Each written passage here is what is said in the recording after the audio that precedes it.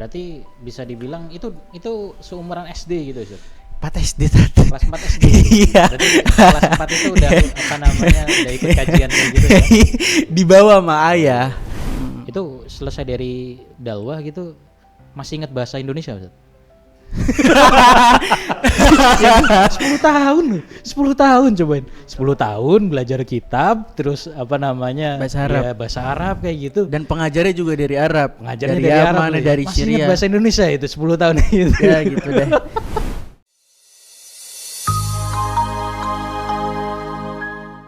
Assalamualaikum warahmatullahi wabarakatuh. Waalaikumsalam warahmatullahi wabarakatuh. Selamat pagi, selamat siang, selamat sore, selamat malam teman-teman semuanya. Gimana kabarnya? Sehat ya? Sehat? Sehat Ustaz? Sehat Ustaz? Sehat ya? Sehat? Alhamdulillah. Semoga teman-teman semuanya juga sehat. Di keadaan Indonesia yang lumayan ya seperti inilah. Semoga kita segera dapat jalan terbaik lah buat negara kita ini. Apa yang sekiranya ya resolusi terbaik buat nanti kedepannya, entah itu buat masyarakat umum maupun buat para petingginya. Amin amin ya robbal alamin. Oke teman-teman, pada kesempatan kita kali ini, kemarin kita sudah sempat bahas soal tahfidz bersama Ustadz Mulham. Bukan Ustadz Mulham dong. Tahfidz dengan Ustadz Wildan. Nah kemudian kita juga udah bahas kemerdekaan bersama Ustadz Lutfi, juga sudah ada alumni juga yang kita ajak ngobrol, yaitu Abiyu dan juga Bang Farhan. Oke, nah pada malam hari ini karena kita syutingnya lagi malam ya Ustadz. Jam berapa ini Ustadz? Udah malam nih lumayan ya, 9:30, masih sore lah, sore dikit nih. Di kesempatan kita pada kali ini kita akan ngobrolin teman-teman seputar bahasa Arab bersama salah satu pengajar di Darul Quran Baituna, yaitu Ustadz Mulham Dawami. Kasih tepuk tangan dong. Oke, Ustadz gimana kabar Ustadz? Alhamdulillah sehat. Udah makan Ustadz? Barusan makan kita. Enak Ustadz? Enak sih. Alhamdulillah. Oke. Ngomong-ngomong kita punya set baru ini Ustadz. Biasanya di atas kursi, betul. pakai meja. Sekarang betul. kita latihan dulu lah. Latihan. Ya gimana teman-teman, kali aja lebih suka set seperti ini atau kayak yang kemarin tinggal Jangan lupa tulis di kolom komentar semuanya. Ya gitu ya teman-teman. Oke Ustadz, antum kan berarti pengajar di Baituna Ustadz? Betul. Boleh perkenalan dulu Ustadz mungkin? Siap. Oke, nama teman-teman masih belum kenal. Halo teman-teman semua, sahabat-sahabat pemirsa. Nama saya Ahmad Mulham Dawami. Saya salah satu pengajar di Darul Quran Baituna. Dan ngajar apa sih kalau boleh tahu? Oke, saya ngajar bahasa Arab. Bahasa Arab. Betul. Antum memang suka bahasa Arab atau gimana sih? Ya bisa dibilang tertarik lah dengan bahasa Arab. Oke, menarik ya. Kayaknya kita ngobrolin bahasa Arab aja deh. Suara saya kedengeran gak sih? Oh aman, oke. Nah gini Ustadz, bahasa Arab ya Ustadz. Sebelumnya antum suka bahasa Arab karena apa sih Ustadz? Jadi gini ceritanya saat pas saya SD, saya kurang lebih kelas 4 SD, itu saya sering dibawa sama ayah saya ke rumah almarhum kakek. Nah ayah saya itu, Ustadz, di Cipinang. Nah almarhum kakek wafat, akhirnya yang gantiin paman saya. Yang gantiin yayasan sama majelis taklim. Oke, berarti sebelumnya kakek antum itu megang atau ngajar di yayasan majelis taklim. Yang punya yayasan sama majelis taklim. Oke, antum berarti nanti selanjutnya tuh gimana nih Ustaz? Wah nggak tahu Ustaz, tergantung takdir yang menjawab. Oke.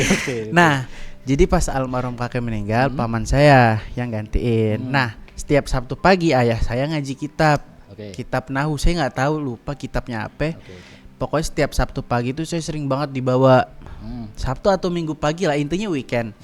Saya sering banget dibawa sama ayah saya dari subuh naik motor ke Cipinang, dari Bekasi ke Cipinang, ngaji kitab Nahu sama paman saya, namanya Ustadz Musta'in di Cipinang. Dari situ saya ikut nyimak. Ketika ayah saya ngaji privat, saya ikut nyimak. Jadi dari situ awal ketertarikan muncul terhadap keilmuan atau linguistik bahasa Arab. Berarti bisa dibilang itu seumuran SD gitu Ustaz? 4 SD tadi. Kelas 4 SD.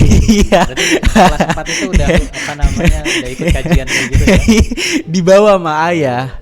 Nah, Ya. di samping itu juga ayah juga sering bawa saya ke habaib di Bekasi. Alhamdulillahnya tuh rumah nggak terlalu jauh dari pondok pesantren Al Khairat punya Habib Ahmad bin Hasan Fadaak. Nah, ayah kalau malam Rabu tuh ngaji sama Habib Muhammad Fadaak anaknya. Nah, saya sering dibawa juga. Malam Rabu tuh ngaji sama Habib Muhammad Fadaak, malam Jumat ngaji sama Habib Nagib bin Syah Abu Bakar. 4 SD. Iya. Malam 4 SD itu lagi ada ngapain? Sementara kita lagi sibuk main bola, ngejar layangan, beliau udah sibuk kajian. Beda level. Jadi emang dari kecil tuh ayah saya benar-benar ngebentuk saya tuh di lingkungan para habaib atau para asatid atau para kiai gitu. Jadi ibarat almarhum kakek dulu pas masih hidup juga sering bawa saya maulid kalau ada undangan maulid gitu. Terus juga kalau ngajar kadang saya dibawa itu dari saya balita. Jadi misal nih ngajar kitab tafsir atau ngajar apa, saya kadang dibawa. Soan. Menarik Ustaz. Berarti bisa dibilang dari lingkungan keluarga pun sebenarnya sudah erat dengan teks-teks bahasa Arab gitu ya Ustaz? Betul. Nah, ya begitulah Ustaz. Dan kalau saya masuk rumah almarhum kakek ketika keluarga besar ngumpul itu yang pertama kali dilihat di ruangan keluarga ya lemari kitab.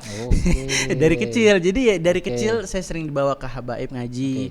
Minggu pagi juga dulu ngaji ke Habib Muhammad Fadaak di Al Khairat dibawa ayah. Sering ikut maulid juga sama ayah. Kadang juga kakek kalau mau hadir maulid bawa gitu. Jadi ya lingkungan kecil itu benar-benar mempengaruhi minat dan ketertarikan kita lah seperti itu. Nah, kadang nih Ustaz, kan biasanya kadang orang tua kita itu punya pekerjaan apa atau minat apa gitu. Misalkan ada yang orang tuanya katakanlah penyanyi gitu atau pengusaha. Kadang anaknya nggak minat di bidang itu Ustaz.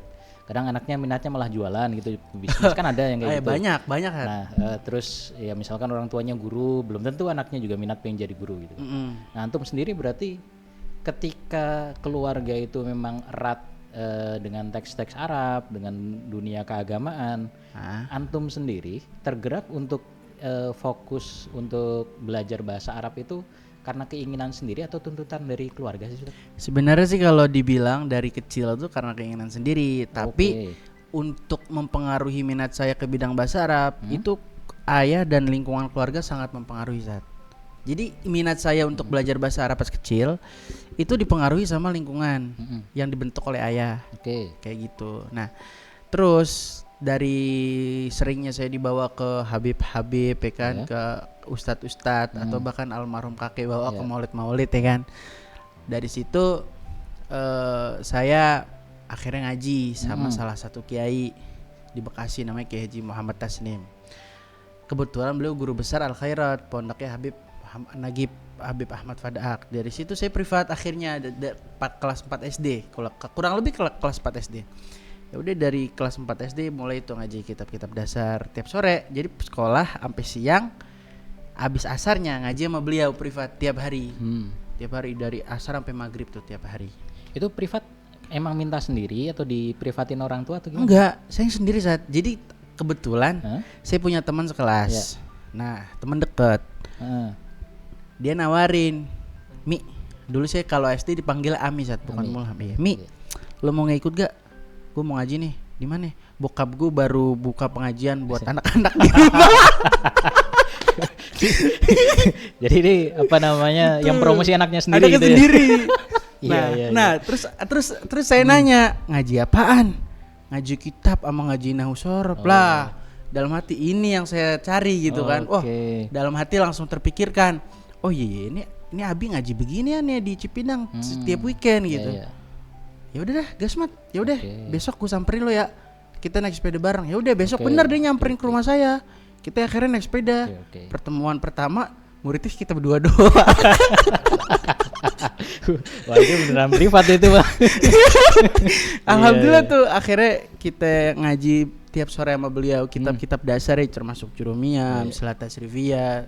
Bukan nahwu shorof doang sih, kitab-kitab sirah juga, kitab-kitab fikih juga, dan kitab-kitab keilmuan agama lain. Tapi cuman di situ fokusnya emang ke nahwu shorof sama bahasa Arab. dilatih yang lebih masif lagi. Ya. Bahasa Arab, nahwu dan shorof. Ya. Ya kurang lebih kayak gitu saat dari kelas 4 lah SD terus sampai lulus SD kelas 6 lulus 3 tahun kurang lebih privat tiap sore sama beliau. Oke, 3 tahun tuh tetap berdua doang itu, Sat? Enggak usah tambah lah. Ya kali aja tuh. Tadi kan belum nyebutin berapa orang nih nambah gitu. Kali aja 3 tahun berdua doang gitu sama anaknya beliau kan nggak tahu. Iya. Tapi rame ya berarti ya, Sat? Lama-lama rame. Oke. Nah, kebetulan saya angkatan pertamanya. Ya, gitulah ya. Iya. Berarti memang karena lingkungan pertama kan dari keluarga sendiri memang erat kaitannya dengan kitab, bahasa Arab, ilmu keagamaan, kemudian dari situ antum juga minatnya terbentuk gitu ya. Jadi bukan karena kan biasanya orang tua juga banyak nih yang sengaja mengarahkan anaknya mungkin karena ya namanya anak-anak kan belum punya apa ya istilahnya. Belum punya gambaran untuk kedepannya nih pengen ngapain gitu, yang penting main aja gitu kan. Ada layangan putus ya kita ngejar gitu. Nah soal yang serius gitu kan kadang anak-anak belum kepikiran. Berarti kalau antum sendiri sudah kepikiran, wah ini saya suka bahasa Arab, saya ingin belajar ini gitu ya. Iya, pemantiknya lingkungan yang dibentuk oleh orang tua saya kayak gitu. Ibarat malam kalau dulu saya ingat SD tuh di Bekasi kurang lebih seminggu 4 kali Sat. Selain sore ya. Jadi sore saya privat sama kiai yang privat ngaji setiap kitab hari tiap sore asar sampai maghrib. Nah kalau untuk pagi dan malamnya itu ayah saya bawa saya 4 kali ke habaib. Itu 4 kali itu dalam satu hari? Seminggu. Oh dalam seminggu. Minggu pagi, malam Selasa, malam Rabu, malam Kamis. Minggu pagi, malam Jumat, malam Kamis, malam Rabu. Jadi Selasa malam Rabu ke Habib Muhammad Fadak. Rabu malam Kamis ke Kiai saya lupa namanya. Karena waktu itu masih kecil banget dan saya waktu itu masih polos-polosnya lah. Sorry Ustaz. Itu antum yakin itu di rumah bukan di pesantren Ustaz? Padat banget katanya. Itu di rumah Ustaz. Jadi saya ingat banget dulu Selasa malam Rabu maghrib. Man, itu umuran segitu ngapain man? Kegiatannya kayak pesantren itu. Itu bukan di rumah, pesantren. Serius. Jadi jadwalnya itu Selasa malam Rabu saya dibawa ke Habib Muhammad Fadak ngaji.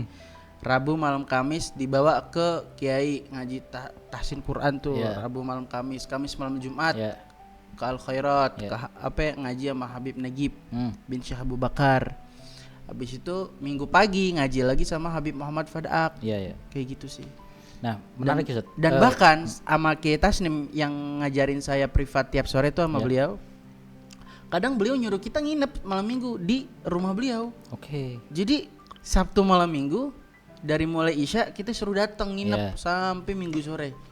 Ya sampai Minggu sore. Seharian itu namanya bukan nginep. Nginep semalam. Sampai Minggu sore. Iya begitu sih. Iya beda doang ya lingkungannya ya. Kayak gitu Sat. Iya. Oke. Nah, menarik ini Sat. Kan kegiatan antum sekilas ya bisa dibilang di rumah tapi kegiatannya kayak pesantren gitu ya. Saya bilangnya gitu lah. Sebenarnya enggak kayak pesantren sih. Banyak mainnya, masih banyak waktu luangnya. Itu yang pengen saya tanya ini Sat. Ketika antum dengan kegiatan padat kayak gitu, diajak ayah antum buat ikut ke kajian inilah itulah seminggu 4 kali, setiap sorenya juga pasti ada kegiatan.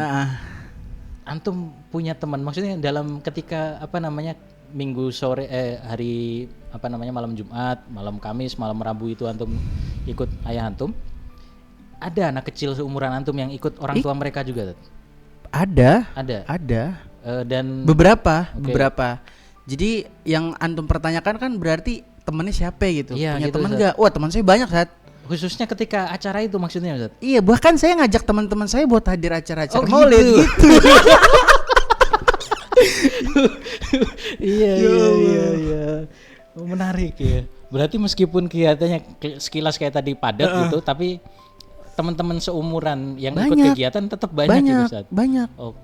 Jadi banyak lah teman-teman yang sama-sama minat sering ikut maulid, sama-sama minat sering ngaji gitu kan. Nah, terus juga dulu bahkan kita samper-samperan samper-samperan buat berangkat maulid itu. Setiap malam Jumat inget banget itu kalau khairat abis itu ngaji sama Habib Nagib.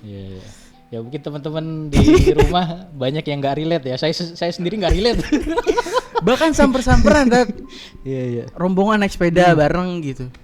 Gitu deh. Menarik banget ceritanya ya. Baru. Saya nggak ngebayangin ada apa namanya yang berada di lingkungan kayak gitu, Sat. Saya kira saya begitu juga mungkin kawan-kawan di sini Harman, Satria ketika di rumah ya kita sekolah pagi, selesai sekolah ganti baju, paling makan bentar, habis itu main itu ke sawah, biasanya sawah nyari belut, ngapain. Antum punya kegiatan kayak gitu juga nggak, Ustaz? Punya. Oh, punya. Jadi nyari belut juga berarti, Ustaz? Kalau banjir. Jadi kan karena kita tinggal di Bekasi ya, iya. nggak mungkin kita nyari belut tiap hari. Kalau banjir baru kita nyari ikan sepat, belut gitu. Itu lagi banjir, belutnya renang gitu. Ya. Itu nggak salah itu yakin belut bukan ular itu. Ya belut. Kalau nggak belut ikan sepat. Jadi kegiatan mainnya dulu tuh. Jadi kan saya sibuk kayak gitu tuh ngaji, maulid dan segala macam itu dari kelas 4 Tat. 4, 5, 6. Nah kan saya sekolah pagi sampai siang. Siang sampai sore itu main. Nah betul. Sore kan kelar ngaji itu dari asar jam 3:30 mau selesai itu jam 5 5 lewat. Itu kan masih ada kosong tuh. Nah saya main bola sampai maghrib. Pakai sarung gitu. Ya kan habis kajian tuh pakai sarung biasanya. Sarungnya dilepas kan dalamnya ada celana pendek. Kirain masih pakai sarung gitu. Kagak lah. Masih jaga aurat gitu. Baju kalau kayak buka, sarungnya buka, ada celana pendek, ada kaos kan pakai dalaman kaos. Jadi langsung main bola. Hampir tiap sore main bola. Terus habis itu mandi, habis maghrib. Kalau hari Selasa langsung berangkat lagi ke Habib Muhammad Fadak ngaji. Rabu malam Kamis juga, Kamis malam Jumat juga ngaji lagi ke Al Khairat, Minggu pagi ngaji lagi. Gitu. Menarik banget ya masa kecilnya.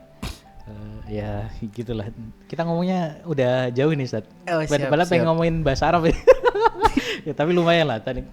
Kita juga udah punya gambaran teman-teman juga tentang gimana dulu lingkungan Ustadz Mulham ini, gimana beliau kok sampai suka ke untuk mempelajari atau mendalami bahasa Arab. Nah, berarti Ustadz, setelah antum punya lingkungan yang seperti itu, yang sangat dekat memang dengan kajian teks Arab tadi, kemudian keagamaan, acara-acara seperti maulid dan lain sebagainya, dari situ antum memutuskan untuk pesantren gitu, Ustadz, atau gimana, Ustadz? Nah, jadi setelah saya lulus kelas 6 SD, itu ayah saya sebenarnya mau masukin saya ke Darul Rahman di Surabaya. Mau masukin saya ke Darul Rahman Ki Sukron Makmun. Ya, yang dulunya di ini Senopati ya. Sekarang di Jagakarsa. Ya. Ayah pengen masukin saya ke situ. Cuman ditanya saya sama guru saya Ki Haji Tasnim yang privat itu tiap sore 3 tahun tuh saat saya privat sama beliau. Dari kelas 4 sampai 6 SD itu. Nah, itu selama 3 tahun itu khotam Jurumiyah, Amsila. Dan kitab-kitab dasar. Itu SD itu ya. Arba'in Nawawi. Ngeri sekali. Kitab-kitab dasar saat SD kita nggak tahu kayak gituan. Mabadi Fiqhiyah, bahkan kitab An-Nahul Muyassar. Tufatul Atfal, macam-macam lah kitab-kitab dasar. Nah, setelah beliau tanya, saya jawab, insyaallah mau mondok di Darul Rahman, Kiai. Kamu kan suka bahasa Arab, udah ke Dalwa aja, bareng anak saya. Dalwa itu di mana, Ustaz? Dalwa di Pasuruan. Darul Lughah wa Dakwah. Nah, akhirnya beliau nyaranin saya masuk Dalwa bareng anak beliau. Darul Lughah wa Dakwah. Saya pikir artinya rumah bahasa dan dakwah. Darul Lughah ya kan, rumah bahasa. Akhirnya saya telisik lah, tanya-tanya, Dalwa ini kayak gimana. Saya dapat jawaban, oh di situ bahasa Arabnya bagus. Oh di situ perkembangan bahasa Arab bagus, studi atau kurikulum bahasa Arab bagus. Akhirnya saya tertarik. Darul Rahman saya nggak dapat kabar kayak begitu dari Darul Rahman kan. Akhirnya ya udah kita bilang ke ayah, kita bilang ke mama, kami nggak mau masuk ke Darul Rahman, kami mau masuk ke Dalwa, kayak gitu. Akhirnya di Dalwa itu. Akhirnya masuk Dalwa. Nah sebelum masuk Dalwa kita digembleng lagi saat. Jadi kita seneng nih. Kayak hidup tuh isinya belajar semua deh. Jadi kita seneng guru kita 2 bulan sebelum kita berangkat Dalwa itu nyerahin kita ke Habib juga namanya Habib Muhammad Al-Haddad. Kalau antum tahu sering di YouTube atau di medsos orangnya pakai kacamata kurus yang punya pondok namanya Dilwa sekarang. Habib Muhammad bin Alwi Al-Haddad. Itu kita ya Allah saat selama sebulan setengah kurang lebih Itu benar-benar digembleng. Oke. Digembleng tiap hari ngafalin 30 mufrodat. Iya. Terus wajib sahur sama beliau, subuh sama beliau jam 8. Jadi tuh kurang lebih sebulan setengah digembleng tuh jadwalnya seperti ini saat. Itu habis lulus Ustaz? Setelah UN. Setelah UN. Setelah UN. Berarti sambil nunggu jadwal betul. masuk antum kegiatannya kayak gitu. Digembleng lah pokoknya, diserahin sama kita Tasnim ke beliau. Jadwalnya tuh jadi kayak gini saat. Subuh pokoknya udah wajib ada di rumah beliau, bahkan jam 3 kita disuruh tahajud di rumah beliau atau tahajud di rumah sendiri. Pokoknya suruh tahajud. Habis itu kalau pas bulan puasa suruh sahur bareng. Habis itu subuh, sholat subuh bareng, ngaji sampai setengah 7. Setengah 7 kita nggak pulang, disuruh ke Tasnim. Mandi istirahat jam 8 ngaji lagi sampai zuhur. Ngaji kitab. Itu antum nginep apa dari rumah Ustaz? Kegiatan kayak gitu padat kayak Bolak-balik gitu. saat. Bolak-balik. Pulang cuman makan sama mandi. Pulang cuma makan sama mandi. Karena rumahnya deket saat. Habib deket. Muhammad bin Alul Haddad, kita sini sama rumah saya itu dekat naik sepeda. Iya. Sepeda. Jadi jam 8 ngaji lagi. Itu ngaji kitab Syarah Hadis Jibril. Sama ngaji kitab At-Taqriratus Sadidah dulu. Baru-baru keluar tuh At-Taqriratus Sadidah. Sampai zuhur istirahat, sore ngaji lagi Safinatun Najah sampai maghrib buka puasa. Habis itu tarawih jam setengah 10 selesai tarawih. Jam 10 ngaji lagi, ngaji fikih sampai jam 11. Dari itu tiap hari tuh 1 bulan setengah, sebulannya bulan puasa. Itu enggak digembleng. Apa namanya? Enggak ngantuk gitu jam ya enggak tahu Zat, ya enggak tahu ya, saya nikmatin aja sih. Emang waktu itu apa ya? Gemblengan itu berasa banget sekarang Zat. Gemblengan apa ya? Gemblengan masyayikh kita sama Habib Muhammad Al-Haddad waktu itu. Benar-benar berasa, jadi pas kita masuk pondok tuh enggak kaget. Dengan kegiatan yang full kayak gitu. Ya kita percayalah dengan persiapan antum kayak gitu sebelum mondok, kita percaya bahwa ya di pesantren antum juga sama seriusnya harusnya lah. Cuma ya kayaknya teman-teman kalau denger gimana detailnya pas di pesantren makin minder. Biasa ya. Kita loncat coba dan. Dengan antum serius belajar kayak gitu sebelum pesantren aja antum ngasih ngasih usaha yang maksimal banget buat belajar. Ya pasti di pesantrennya juga maksimal di belajar, terutama di bidang bahasa Arab ya Ustaz. Setelah antum menyelesaikan semua proses itu Ustaz, yang tadi antum bilang itu kan hasilnya kan kerasa Ustaz. Nah pengalaman antum setelah bukan menyelesaikan juga ya melewati fase tersebut, fase belajar tersebut, belajar di rumah dari 4 SD tadi, kemudian di Dalwa boleh tahu berapa tahun? Saya dari 2014 sampai 2018 Tat. 14 sampai 18 berarti 4 tahun ya? 4 tahun setengah. Soalnya di Dalwa kalau sampai lulus 10 tahun Tat. Saya nggak masuk UIN. 10 tahun. Saya nggak masuk UIN kalau di Dalwa. Sorry Tat. Itu dari SD sampai lulus di Dalwa 10 tahun. Enggak. Jadi kurikulum Dalwa itu nggak terintegrasi dengan kurikulum nasional pribadi. Kayak Baituna lah. Dan jenjang kelas diniahnya itu 10 tahun. Sorry Zat, meluruskan Zat. Kalau Baituna itu kan kita masih ikut ke enggak, maksudnya diniahnya. Gitu. Diniahnya kan disatukan sama pelajaran umumnya kan di satu kelas pagi. Ya kan, sama-sama dicampur di kelas pagi kan. Nah, kalau di lo enggak, SMP SMA-nya nggak ada kelas, samsek, fokus ke kelas diniyahnya aja. Nah, jenjang kelas diniyahnya itu sampai 10 tahun, kelas 1 sampai 4 ibtida, 1 3 sanawi, 1 sampai 3 ali. Jadi 4 3 3 10. Itu sekolah umum Ustaz? Maksudnya enggak ada. Ngaji kitab. Ngaji. Paginya ngaji juga. Ngaji juga full. Pagi ngaji. Itu kalau mau lulus berarti 10 tahun 10 itu ngadepin kitab. Iya. Lulus pondok ya, bukan lulus ini ya, bukan lulus umumnya ya, lulus pondok. Lulus pondok. Itu selesai dari Dalwa gitu, masih ingat bahasa Indonesia Ustaz? 10 tahun cobain. 10 tahun belajar kitab, terus bahasa Arab kayak gitu. Dan pengajarnya juga dari Arab. Pengajarnya dari Arab, dari Syria. Masih ingat bahasa Indonesia itu 10 tahun gitu. Ya gitu deh. Itu sebenarnya itu masalah yang saya hadapi setelah saya keluar dari pondok Sat. Gimana Sat? Jadi pas saya keluar dari pondok, saya kadang kalau baca lebih lancar atau lebih ngerti baca buku yang Arab dibanding baca buku berbahasa Indonesia. Itu yang saya alamin saat. Karena enggak, jujur ini muskilah yang saya hadapin kayak gitu. Karena emang kita nggak pernah baca buku bahasa Indonesia selama 4 tahun lebih. Bisa dibilang emang lupa bahasa Indonesia. Oke, niatnya bercanda ternyata beneran lupa. Akhirnya setelah itu ya saya beli buku-buku Indonesia, baca lagi akhirnya ngerti. Cuma kalau ngomong aman lah ya. Ngomong pakai bahasa Indonesia masih bisa lah ya. Aman. Oke. Menarik ya Ustaz. Berarti itu 4 tahun selama di Dalwa, setelah itu kuliah ya Ustaz. Jadi gini Ustaz. Sebenarnya cerita saya setelah dari pondok juga unik Ustaz. Gimana? Kalau diulik. Jadi di pondok itu saya 4 tahun setengah. Iya. Saya keluar pas kelas 2 Sanawi naik ke kelas 3. Nah, berarti enggak selesai kan di Iya, karena kalau emang nyampe selesai saya enggak kuliah di UIN, saya kuliah di sono. Iya. Nah, jenjang sampai 2 Sanawi itu harusnya 6 tahun. Nah, saya tempuh dalam waktu 4 tahun. Oke. Nah, jadi dulu saya akselerasi 2 kali saat loncat kelas. Itu di loncat kelas 2 kali di pondok. Jadi pas kelas 1 ibtidak, saya masuk tuh kelas 1 ibtidak. Sorry, ini berarti kita ngomongin tingkatan diniyahnya. Iya, tingkatan diniyahnya bukan umur. Oke. Kelas 1 ibtidak karena saya udah digembleng sama Habib Muhammad Amaki Tasnim sebelumnya. Jadi saya tempuh pelajaran semua selama 1 bulan. Di tes nilai 100 semua, naik ke kelas 2 kayak gitu. Naik kelas 2 ibtidak, naik lagi ke kelas 3 ibtidak, harusnya 4 ibtidak dulu baru 1 Sanawi kan. Nah, kelas 3 ibtidak saya loncat kelas lagi ke 1 Sanawi. 1 Sanawi ke kelas 2 Sanawi, habis itu naik ke kelas 3 Sanawi, berhenti keluar. Oke.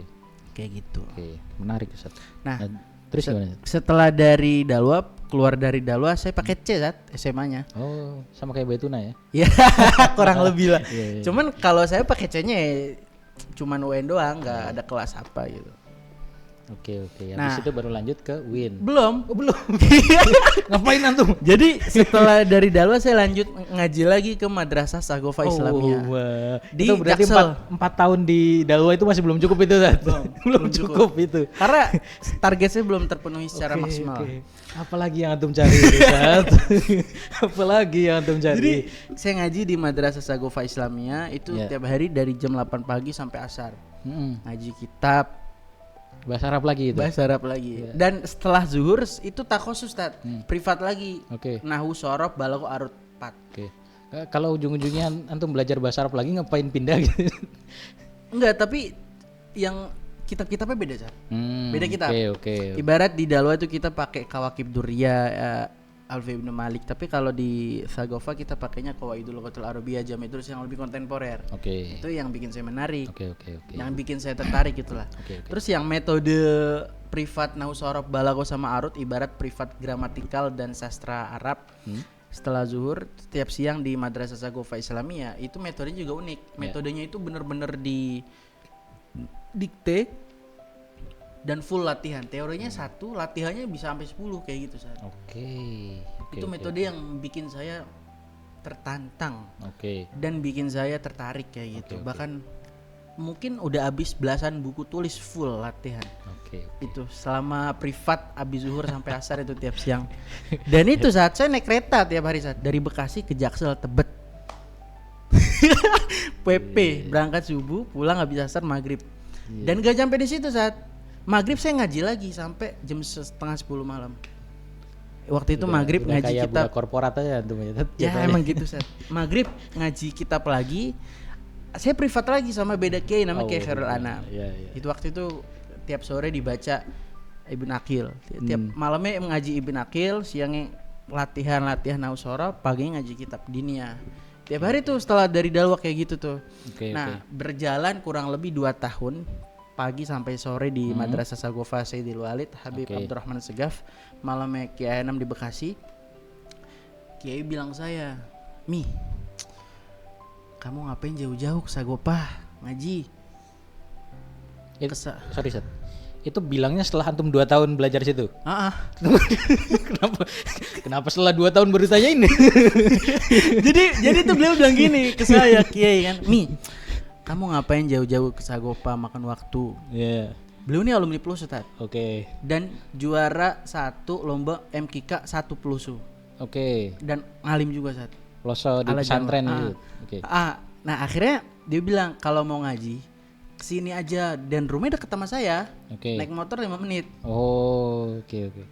Kalau mau ngaji ke saya aja, cecep semua ilmu saya. Kamu mau kitab apa saya jabanin. Wah tertantang saya dibilang gitu kan. Akhirnya ya udah boyong dari Sagofa Islamiyah. Boyong dari Madrasah Sagofa Islamiyah, saya ngaji lagi sama beliau privat sehari 7 kitab. sehari 7 kitab itu gimana itu ya? Iya sehari 7 kitab. Dan yang saya takjub ya, beliau yang menawarkan sendiri saya ngaji sama beliau. Dan bahkan beliau bener-bener buat ilmu lah, ngorbanin waktunya buat nelorin kita bahasanya lah. Sorry Sat, itu ketika antum belajar di situ sama beliau itu maksudnya antum sendiri atau ada teman-teman yang lain? Awalnya berempat, cuman gak ada yang kuat, saya akhirnya sendiri. Yang 3 itu tumbang. Ya Allah. Ya gimana gak tumbang sehari 7 kitab. Nah, yang unik lagi Sat, saya kan backgroundnya kan dari pondok pesantren Dalwa ya. Iya. Terus Madrasah Sagofa Islamiyah yang notabene sama-sama habaib lah. Iya. Ketika di beliau saya nemu metode baru Sat. Gimana itu? Metode Jawa. Dan saya ngaji sama beliau sehari 7 kitab. Itu pakai bahasa Jawa. Pakai bahasa Jawa. Kayak di Al-Hikmah. Antum di Al-Hikmah di Dalwa pakai bahasa Arab tuh. Arab diarabin. Arab diarabin. belajar apa itu? Arab diarabin. Itu metode Dalwa, Sat. Jadi baca kitab Arab dijelasin pakai bahasa Arab. Iya, kayak gitu. Pantesan bahasa Indonesia lupa ya. Pantesan bahasa Indonesia lupa. Kalau di Dalwa kelas 1 Sanawi ke atas begitu. Kalau yang mungkin yang masih ibtida enggak full. Arab. Tapi kalau Sanawi itu rata-rata ya 90% pengajarnya itu Arab. Oke. Nah, setelah dari Dalwa ke Sagofa Islamiyah, Arab di Indonesiain. Nah, ke Kiai Anam yang di Bekasi dekat rumah saya ngaji Kalong, Arab dijawain. Kayak gitu. Berarti antum belajar bahasa Jawa dong habis itu? Betul ya. Dari situ tuh saya belajar Jawa kitab saat apa wamin sama summa kari-kari ya kan. Summa emang kari. Oh iya kari-kari. Ya kan? Ya pakai rumus Jawa juga, utawi, mubtada, iku, khobar, opo, fa'il gitu. Maf'ul bi gitu-gitu saat. Nah, di situ saya mulai lebih suka dengan metode Jawa karena menurut saya metode Jawa itu sangat detail kalau mau maknain kitab. Kayak gitu. Dari situ alhamdulillah mulai terlatih juga tuh dzauq atau insting nahunya lebih terlatih lagi. Karena berarti menggunakan metode Jawa itu justru lebih nangkep, lebih kuat buat insting nahu. Buat ngelatih insting nahunya itu. Insting gramatikal. Gramatikal. Secara bahasanya kita lebih dapat lah kita belajar nahu secara teori, prakteknya dengan cara baca, dan di situ menurut antum justru ketika belajar menggunakan metode diartikan ke dalam bahasa Jawa ada utawi, iki, iku itu jauh lebih masuk mengenal secara kita gramatikal gitu. Ya. Tapi kalau secara pemahaman, arti kontekstualnya nggak masuk. Tapi kalau arti secara gramatikal, arti harfiah secara gramatikal dan insting gramatikalnya itu benar-benar efektif. Dari situ tuh saya dan saya khotam banyak di situ. Jadi ngaji terus sama beliau. Habis itu ayah saya bilang, itu berapa tahun Ustaz kalau boleh tahu? Saya ngaji sama beliau keluar dari Sagofa 2019. Pas corona. Alhamdulillah saya bersyukur corona. Karena kayak saya gak banyak undangan di luar ngajarin saya di dalam gitu. Akhirnya ya udah ngaji full. Kenapa bisa 7 kitab ya? Karena corona saat. Jadi enak. Itu tadi berapa tahun di situ? 19, 20, 21, 22. 3 tahun tuh. 3 tahun. Seharinya 7 kitab tuh. Awal-awal 7 kitab. 7 kitab. Kurang lebih setahun pertama 7 kitab. Jadi abis subuh ngaji 2 kitab. Abis itu kita disuruh ngajarin bocah, ngajarin anak-anak pagi tuh jam 8:30. Ngajarin kitab juga? Kita yang ngajarin. Tapi yang diajarin kitab? Ya Al-Quran. Istirahat, zuhur ngaji lagi. 1 kitab. Asar ngaji lagi 1 kitab. Abis maghrib 1 kitab. Malam 2 kitab. Setiap hari. Nah tapi lambat laun waktu berjalan jadi sehari 5 kitab dikurangin. Dan kadang beliau ngadain khotaman kitab. Kayak di pondok-pondok Jawa sistem apa namanya pasaran yang ngaji pasaran namanya ya.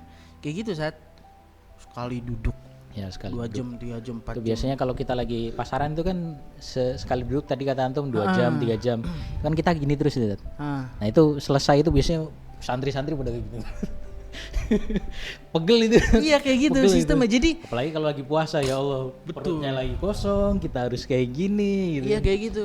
Oh, Kayak gitu. Jadi benar-benar digembleng di situ dan saya merasa bersyukur kenapa? Karena saya nemu metode baru yaitu metode Jawa di situ. Ngertiin kita pakai bahasa Jawa dan pakai rumus-rumus gramatikal yang dibungkus dalam bahasa Jawa. Ya, ya.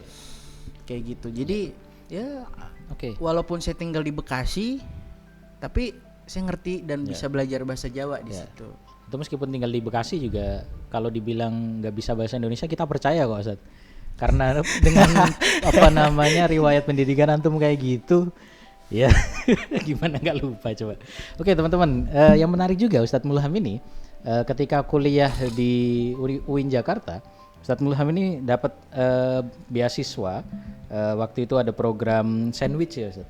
Kalau sekarang namanya itu program bukan dari UIN, bukan sandwich lagi, itu program kolaborasi Kemenak dan LPDP. Oke, namanya program BIB LPDP. Oke, BIB LPDP. Yang ke mana Ustadz? Tunisia. Tunisia. Itu berapa tahun Ustadz di situ? 6 bulan, Sat. 6 bulan. Setengah tahun. Oke. Di Tunisia belajar Ustadz?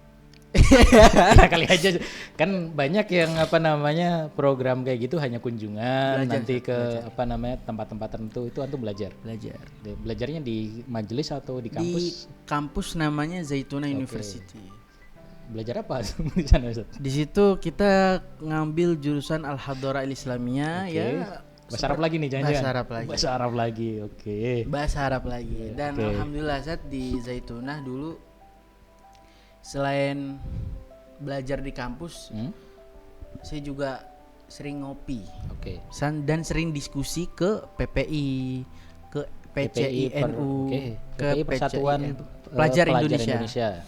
Dan saya lihat anak-anak mahasiswa Indonesia di sana tuh punya minat tinggi untuk diskusi lah. Akhirnya di sono tuh ada banyak kajian, ada banyak komunitas forum diskusi. Jadi ya kita ada aktivitas ekstra lah selain kuliah. Antum kan tadi dari kelas 4 SD udah belajar dicekokin bahasa Arab, udah dikenalkan dengan lingkungan yang berbahasa Arab, majelis-majelis, acara-acara keagamaan yang tentu erat dengan budaya Arab kayak gitu sampai sekarang bahkan antum ngajar bahasa Arab. Bosan gak sih Tat? Jujur ya. Iya. Kalau boleh mau jujur, bosan Tat. Oke. Saya pengen belajar bahasa Inggris sampai sekarang belum sempet karena udah terlalu lama di dunia Arab. Udah terlalu lama nyemplung gitu loh di dunia bahasa Arab. Selama sebelumnya itu belajar bahasa Inggris juga? Nah itu dia Sat. Saya ini bisa dibilang jomplang Sat. Bahasa Inggris saya sangat-sangat basic, tapi bahasa Arab saya pelajarin sampai ke susastraannya, bahkan sampai ke tata cara nulis puisinya saya pelajarin. Ibarat saya nyemplung ke dalam bahasa Arab itu benar-benar dalam. Ibn Aqil, Alfi Ibnu Malik yang notaben ensiklopedia gramatikal Arab lah ya. Itu saya dulu hafal dan khotam. Dan bahkan kurang lebih puluhan lah kitab Nahwu Shorof yang saya khotamin, bahkan baca juga Arut Qawafi, Balaghah juga. Jadi terlalu dalam nyemplung ke dalam keilmuan bahasa Arab, Inggrisnya jomplang. Bener-bener basic banget. Paling tenses doang saya tahu, udah itu doang sebatas itu. Berarti bisa dibilang ya meskipun kelihatannya minat tapi tetap ada titik jenuhnya lah Ustaz. Betul, jujur Sat, nih tanda saya jenuh dengan bahasa Arab. Saya sampai sekarang Sat ngoleksi kamus Inggris. Ngoleksi doang tuh. Ngoleksi, tapi gak tahu kenapa ya, tapi keinginan ada untuk mendalami bahasa Inggris. Cuman belum ada yang bikin kita tergerak gitu. Belum ada motivasi besar buat kita belajar bahasa Inggris kayak gitu. Kalau bahasa Arab ini kan murni ya, dari kecil. Jadi berarti antum motivasi buat bahasa Arab itu lebih besar dibanding bahasa Inggris karena lingkungan tadi ya. Lingkungan kecil antum emang apa namanya erat dengan kegiatan-kegiatan tadi, jadi ngerasa urgensi untuk belajar bahasa Arab tuh jauh lebih tinggi. Cuman saya kepikiran gini Saat kan sekarang ada program tuh BIB LPDP yang ke London tuh, London University yang double degree tuh. Setahun di Triple IU, setahunnya lagi di UK.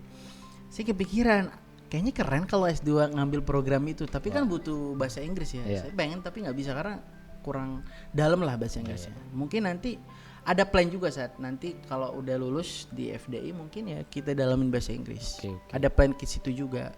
Kamusnya udah saya punya John Ecole, kamus-kamus sehari-hari. Bahkan saya juga ngoleksi buku grammar bahasa Inggris ada 3 atau 4 gitu. Oke. Cuman belum pelajarin aja, tinggal dibuka. Iya. Saking Bahasa Arab sibuknya dengan bahasa Arab ya. Kan skripsian di FD wajib bahasa Arab saat. Oh iya.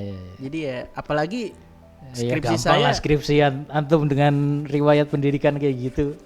maksudnya skripsian saya kan maksudnya tentang kesusastraan Arab juga. Ya. Jadi ya Antum udah sering baca bahasa Arab, bahasa Indonesia aja lupa.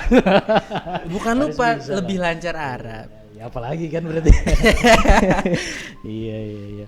Nah, sebenarnya sih pertanyaan saya ini kayaknya nggak bakal relate juga untuk saya tanyakan ke antum, Ustaz.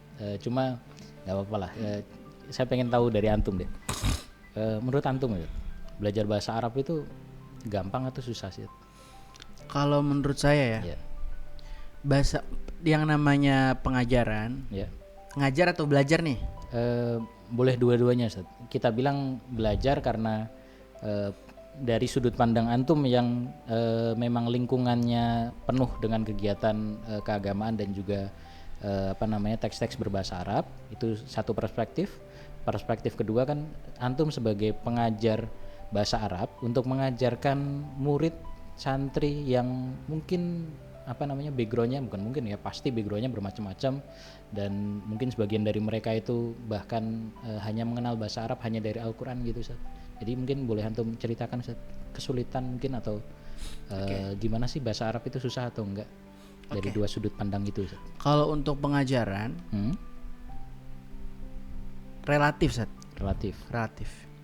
Karena untuk pengajaran ini kenapa kok saya bilang relatif? Karena yang namanya ngajar itu harus menyamaratakan murid dalam satu tahap atau dalam satu level yang bisa kita ajarkan.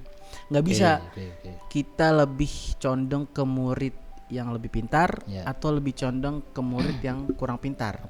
Kalau kita lebih condong ke murid yang kurang pintar, ya Sat. Misal nih pelajaran diulang-ulang lagi sampai dia paham. Kesini yang pintar. Misal dalam 1 bulan materi cuma 1, makan waktu juga. Kalau kita lebih condong ke yang pintar, kita kasih pelajaran-pelajaran ekstra, pelajaran-pelajaran sulit tanpa mempertimbangkan yang kurang pintar. Itu kan nggak baik juga. Jadi kalau dalam pengajaran menurut saya, terkhusus pengajaran bahasa ya, satu kelas itu harus dipukul dengan satu level. Contoh anak kelas 1, makanya sekarang saya pukul semua, saya samaratakan dengan satu level. Walaupun kamu sudah hafal mufrodat, tetap sekarang hafal mufrodat kosakata sehari-hari, tapi dengan catatan lebih komprehensif. Berarti dari segi dari segi pengajaran itu kan antum cara ngajarnya gitu, Ustaz. Cuma ketika antum sudah menerapkan hal itu, apakah yang antum lihat siswa itu atau santri itu gampang nggak, Ustaz, untuk untuk mempelajari bahasa Arab? Atau tadi deh antum jawabannya relatif itu. Faktor apa yang menentukan membuat belajar bahasa Arab itu gampang, dan faktor apa yang membuat belajar bahasa Arab itu susah bagi seorang santri atau bagi seorang pemula lah?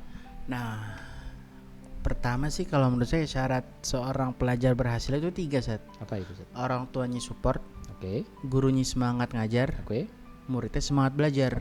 Satu aja kurang nggak jadi. Berarti simple itu, Sat. Berarti itu ya, Sat, faktor penentu. Semangat Di bahasa Arab. Bukan bahasa Arab doang sih, Sat. Semua bahasa, Sat. Maksudnya semakin santri itu rajin untuk belajar, semakin seorang pelajar itu rajin untuk belajar, mengulang-ulangi pelajaran, semakin rajin untuk membaca, semakin besar potensi bisa lebih mahir dibanding temannya lain. Menarik, Ustaz. Yang antum membahas kan ini tadi ada support dari orang tua, anaknya semangat, kemudian gurunya juga semangat. Kalau kita belajarnya otodidak, bisa nggak? Berarti kan faktornya cuma kita doang nih. Kita cuma usaha kita doang. Selama kita semangat, apakah bisa, Ustaz? Dengan lingkungan yang mungkin apa namanya di sekitar kita lebih banyak yang lebih suka bahasa Inggris mungkin atau bahasa Cina, bahasa Korea gitu? Kalau untuk bahasa Arab basic Ya. bisa otodidak, cuman sangat susah, Sat. Oke. Sangat susah. Apa yang bikin susah itu? Karena bahasa Arab itu adalah bahasa dengan cabang gramatikal terbanyak, bahasa dengan kosakata terbanyak. Oke. Cabang teori gramatikalnya terbanyak. Dengan juga jumlah kosakata atau vocabulary terbanyak. Oke. Nah, artinya pemula itu harus benar-benar konsisten dan harus benar-benar fokus untuk bisa menghafal sebegitu banyaknya tanpa ada bimbingan. Itu kan sangat sukar, Tat. Nah, bisa mungkin dia pakai YouTube atau pakai ChatGPT, Claude, Gemini, pakai AI. Biasanya kan kalau ini kita ngomongin ngobrol pakai bahasa Arab. Kan akhir-akhir ini kan ngetren itu, Ustaz. Belajar bahasa apapun ya, bahasa Inggris, bahasa Cina, Korea, Jepang dan lain sebagainya. Kita belajar otodidak dan kita belajar ngomong itu melalui apa namanya semacam program video call tapi random kayak apa? Ome TV gitu. Nah itu kan lagi apa namanya di beberapa tahun ini ngetren lah kayak gitu. Jadi kita mempraktekkan bahasa kita melalui itu. Jadi kita ngomong langsung dengan native-nya menggunakan bahasa yang sudah kita pelajari. Bahasa Arab kira-kira bisa digituin nggak? Enggak, Sat. Nggak bisa. Wallahi enggak, saya ngerasain Tunis. Gimana gitu? Jadi kita belajar bahasa Arab baku kan? Di Indonesia kita belajar bahasa Arab baku. Bahasa Arab yang resmi untuk penulisan. Untuk pidato, ya kan, untuk public speaking, intinya untuk kebutuhan publik. Nah, tapi realitanya di negeri-negeri Arab, terkhusus ya Tunisia yang pernah saya kunjungi, termasuk antum juga kan dulu ke Tunisia, tadi. Ya pura-pura aja. Pura-pura enggak, enggak. Nanti cut. jadi kami ini sama-sama pernah ke Tunisia, cuman beliau duluan, saya akhiran. Gimana? Ya di Tunisia pas saya baru nyampe, saya pengen beli ini pizza di kedai Tizau. Antum tahu ini restoran Madam Zakiyah yang ayam bakar, ayam panggang yang di pertigaan Bab Jadid. Nah ingat. Nah depan Madam Zakiyah Resto itu kan ada namanya Tizau, Resto Tizau. Nah di situ saya pengen beli pizza. Saya pakai bahasa Arab baku. Ukhti, urid an ajiz pizza. Saya pengen pesan pizza. Diketawain, Zat. Saya bingung lah, kok gue diketawain sih? Kita ngomong bahasa Arab kok diketawain. Oh ternyata kita pakai bahasa Arab baku, diketawain sama dia. Akhirnya besok saya tanya bahasa Arabnya, mau mesen pizza atau mau mesen makanan apa yang amnya bahasa lokalnya. Nah bash nashtri kayak gitu. Akhirnya ya udah, kita setiap kali mau beli sesuatu kita bilang nahnu bash nashri. Bash itu ternyata ingin, nashri beli. Kayak gitu. Jadi mungkin sama kayak di bahasa Indonesia ya, cuman di dalam dunia bahasa Arab, bahasa-bahasa lokal setempat amiyah itu lebih variatif dan lebih banyak lagi kosakatanya dibanding bahasa-bahasa lokal di Indonesia. Mungkin kayak gitu, sama kayak di Indonesia. Jadi yang kita pelajari itu adalah bahasa baku, bukan bahasa lokal setempat. Jadi untuk baca buku-buku bahasa Arab jadi ngerti, untuk baca pemberitaan bahasa Arab atau pidato-pidato bahasa Arab jadi ngerti. Tapi untuk berkomunikasi dengan masyarakat lokal atau masyarakat setempat itu ada bahasa khususnya lah. Bisa dibilang berarti kalau kita di pesantren itu kita cuma belajar gimana cara membaca kitab, memahami teks-teks Arab. Sedangkan untuk komunikasi itu hal lain gitu lah. Kita harus belajar lagi gitu ya. Jadi pas saya di Tunis ya dulu kayak gitu, mungkin sama pengalamannya dengan antum dulu pas baru-baru ke Tunis. Berarti bahasa Arab itu bisa dibilang ya, kalau memang tidak ada lingkungan yang mendukung, dalam artian ekosistem ketika kita belajar itu tidak kompak untuk belajar bahasa Arab, susah juga untuk belajar bahasa Arab secara otodidak sendiri, itu juga susah. Makanya kita butuh circle. Kita butuh circle, kita butuh lingkungan yang mendukung. Bisa-bisa aja, tapi saya salut kalau dengan lingkungan yang kurang mendukung dia tetap mau belajar dengan keras. Itu top. Ya, dibuktikan dari apa namanya kan maksudnya tadi lingkungan antum sendiri yang memang sangat erat dengan seperti itu, makanya antum bisa punya keinginan yang kuat untuk belajar bahasa Arab, nggak bosan belajar bahasa Arab juga gitu. Nah, ada lagi satu faktor yang menurut saya sangat mempengaruhi lah kenapa kok saya mau semangat belajar bahasa Arab. Jadi setiap saya pulang, kalau saya pulang pondok nih, liburan pondok dulu ke rumah, dites biasanya ujian itu di mana-mana di pesantren. Kita pulang ke rumah liburan. Antum pulang ke rumah itu dites itu. Dites. Ya, ya bagus sih, cuma kan kasihan juga. Jadi sama almarhum kakek. Jadi kalau saya pulang tuh kadang kita sambil makan sate. Mi beli sate sama shop. Beli sate sama shop. Habis itu lagi makan sate nih bareng atau lagi makan apa gitu, tapi seringnya sate. Dinanya. Pertama nanya belajar apa? Kita penahunya apa, sorobnya apa, fikihnya apa, bla bla bla. Baru habis itu pasti ada kalimat yang keluar. Misal, jitu minal basrati ilal kufati, coba ya Robmi. Mampus loh. Iya. Jadi kayak begitu. Kadang kitab apa ini dia keluarin? Kitab. Berarti bisa dibilang gini Ustaz, apa gitu, namanya? Kalau memang orang tua atau keluarga pengen anaknya pintar bahasa Arab, mau nggak mau di rumah pun tetap harus menjaga atmosfer itu Ustaz. Betul, dan ini menurut saya bukan hanya tentang pembelajaran ya. Lingkungan untuk pembentukan karakter, lingkungan untuk pembentukan ubudiyah seorang anak juga. Kadang gini anak di pondok rajin sholat tiap hari jamaah, wirid dan zikir. Pas pulang subuh kadang bablas, sering nongkrong, sholat nggak jamaah lagi, bahkan waktunya nggak teratur, seakan-akan air di dalam sungai yang ngalir gitu aja.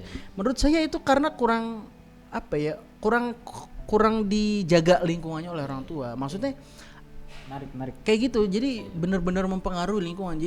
Jadi orang tua saya termasuk almarhum kakek itu yang saya perhatiin ya, itu benar-benar menjaga atmosfer ini gitu loh. Benar-benar menjaga gimana caranya saya nggak lepas dari ini gitu. Bahkan saya dihukum saat dulu di rumah itu. Nih, di rumah saat. Di rumah. Nih, di rumah ada saya hukuman. Dihukum. Serius.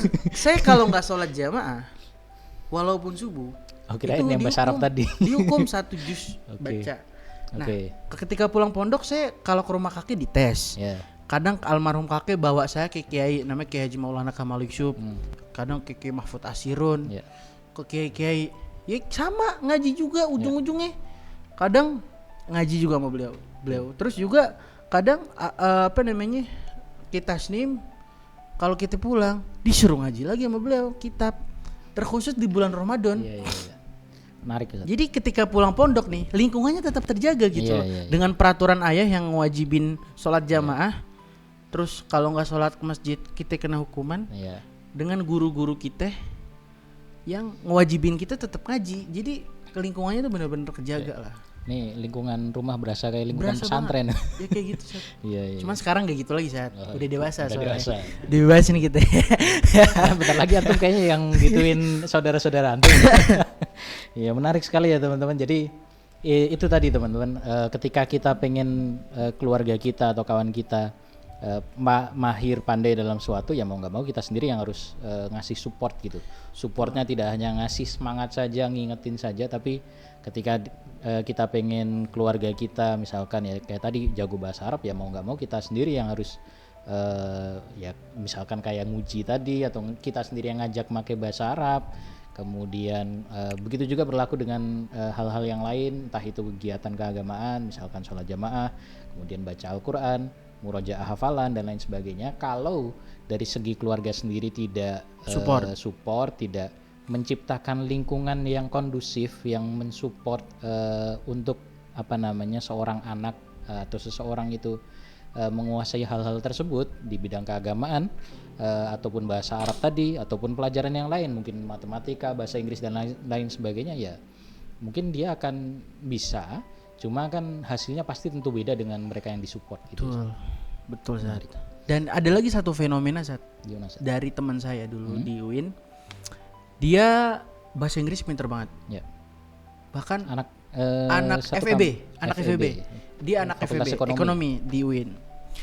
Inggrisnya lancar banget, bahkan kalau nonton podcast Inggris atau bahkan nonton YouTube pokoknya yang berbahasa Inggris itu tanpa translate bisa. Nonton film mau Hollywood tanpa translate bisa ngerti. Bahkan bukunya bacaan semua bahasa Inggris. Saya tanya, kok bisa kamu semahir ini gitu? Dia nanya, saya kurang lebih di rumah itu satu keluarga ngomong bahasa Inggris. Jadi bapaknya, ibunya, dianya, adanya dibikinlah peraturan di rumah, semua wajib ngomong bahasa Inggris. Akhirnya berjalan itu peraturan dari mulai dia kelas 1 SMP. 6 tahun berjalan kuliah, jadi sangat lancar bahasa Inggris. Itu berarti sebelumnya itu sebelum dia SMP yang ngomongnya pakai bahasa Indonesia biasa gitu. Iya. Dan satu keluarga akhirnya ketika dia SMP itu komitmen buat ngomong bahasa Inggris di dalam rumah. Menarik. Ini lebih menarik lagi. Saya nggak sebegitunya saat. Oke, itu dia teman-teman ngobrolan kita pada malam hari ini. Pada kesempatan kita hari ini, terima kasih Ustadz Mulham atas kehadirannya, udah bisa sharing-sharing pada kesempatan kali ini. Luar biasa sekali teman-teman. Mungkin teman-teman kalau ada saran atau ada pertanyaan boleh taruh di kolom komentar tentang khususnya tentang materi bahasa Arab ini ya. Ya meskipun obrolan kita tentang lebih ke pengalaman aja, masa kecilnya gimana, rumah rasa pesantren. Ya. Ya itu dia teman-teman, makasih atas waktunya untuk menyempatkan nonton kita ngobrol pada kali ini. Kita bertemu lagi di podcast selanjutnya, dan kita akan tutup obrolan kita pada kesempatan kali ini dengan menggunakan satu tradisi pesantren, Ustaz. Apa itu? Doa kafaratul majlis. Subhanakallahumma wa bihamdika asyhadu an la ilaha illa anta astaghfiruka wa atubu ilaik. Terima kasih teman-teman, mohon maaf kalau ada salah. Wassalamualaikum warahmatullahi wabarakatuh.